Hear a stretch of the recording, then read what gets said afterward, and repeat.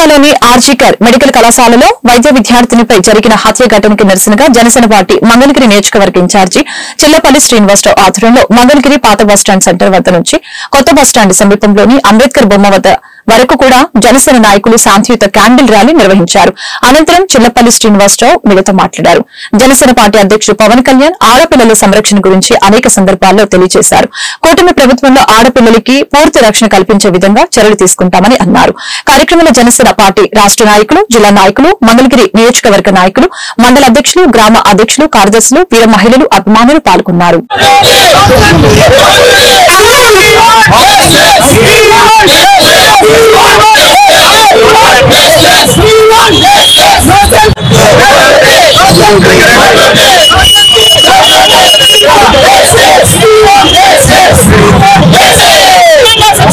వెంటనే మహిళలపై అత్యాచారం చేస్తున్నారు.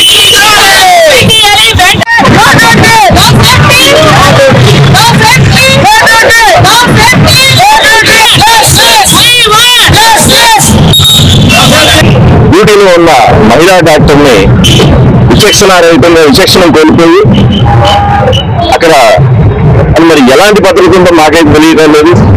ఒక ప్రాణాలని కాపాడే డ్యూటీ డాక్టర్ మహిళా డాక్టర్ని విచక్షణారహితంగా అత్యాచారం చేసి చంపేసి ఈ రోజు 11 రోజులైంది. ఈ రోజు వరకు మరి పశ్చిమ బెంగాల్ గవర్నమెంట్ మరి ఏం చర్య తీసుకున్నా మాకైతే అర్థం కావట్లేదు.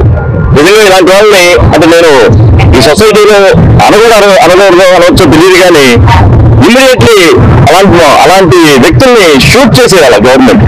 అంటే అంత దారుణంగా ఆ యొక్క న్యూస్ చూస్తా ఉంటే నిజంగా ఎంతమంది ప్రాణాలు సొసైటీలో ప్రాణాలు కాపాడే మహిళా డాక్టర్లు ఇంత 11 రోజులైనా ఇంతవరకు వాళ్ళ మీద చర్యలు మేము తీవ్రంగా ఖండిస్తా ఉన్నాం. జనసేన పార్టీ తరఫున, అలాగే మా ఎన్డీఏ గవర్నమెంట్ తరఫున కూడా దీన్ని తీవ్రంగా ఖండిస్తా ఉన్నాం. ఎప్పుడు చెప్తా ఉంటారు పవన్ కళ్యాణ్ గారు మహిళల భద్రతకి ఎంత ప్రాధాన్యత ఇస్తా ఉంటారు. అలాంటిది ఒక మహిళా డాక్టరే ఈ రోజున సభ్య సమాజం సిగ్గుతో తలదించుకునేలాగా ఈ రోజున పశ్చిమ బెంగాల్లో జరిగిన ఈ ఘటన మేము జనసేన పార్టీ తరఫున తీవ్రంగా ఖండించి మహిళలంతా వచ్చి ఈ రోజున ప్రభుత్వం గారి ఒక నిరసన కార్యక్రమం.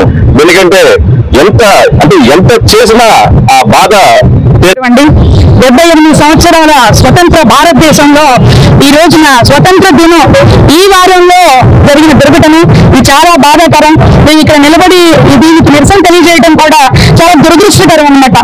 78 సంవత్సరాల స్వతంత్రం వచ్చి మహాత్మా గాంధీ గారు ఏం చెప్పారంటే, అర్ధరాత్రి ఆడపిల్ల ఒంటరిగా తిరిగినప్పుడే మా దేశానికి స్వాతంత్రం వచ్చినట్టు అని చెప్పారు.